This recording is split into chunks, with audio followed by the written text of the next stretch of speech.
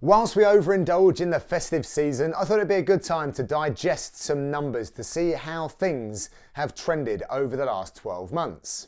And we have a lot to look at, as there were 42 UFC events in 2019, the second most behind the 46 events in 2014. That said, there were 13 more total fights in 2019, giving more bang for the buck and stretching the vocal cords of us commentators.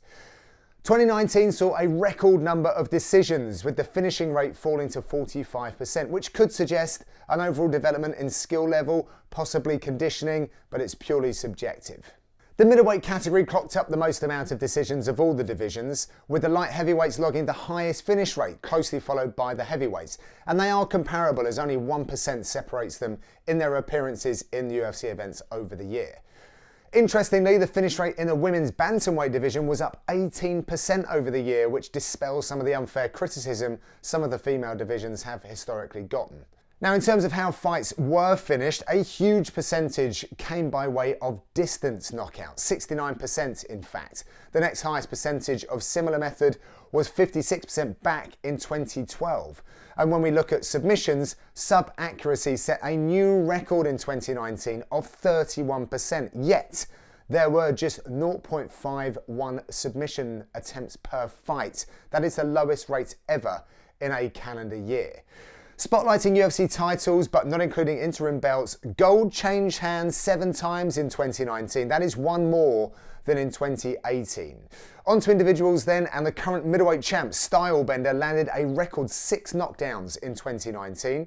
On the theme of striking, Aljamain Sterling outstruck his opponents more than any other UFC fighter, to the tune of plus 146 strikes. Molly McCann scored the third highest significant strike total, behind Vicente Luque and the leader Max Holloway, but Holloway's 3 2019 appearances were 25 minutes apiece, and Luque fought 4 times, though he did get 2 finishes. McCann achieved her status fighting just 3 times and no main events.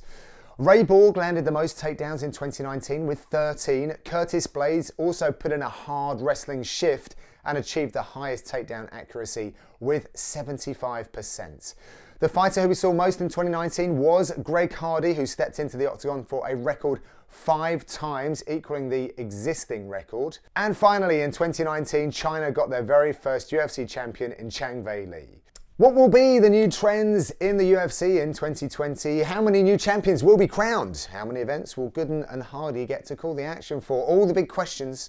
We look forward to another exciting year in 2020. Happy New Year. I wish you the best of health and happiness. See you in the next decade.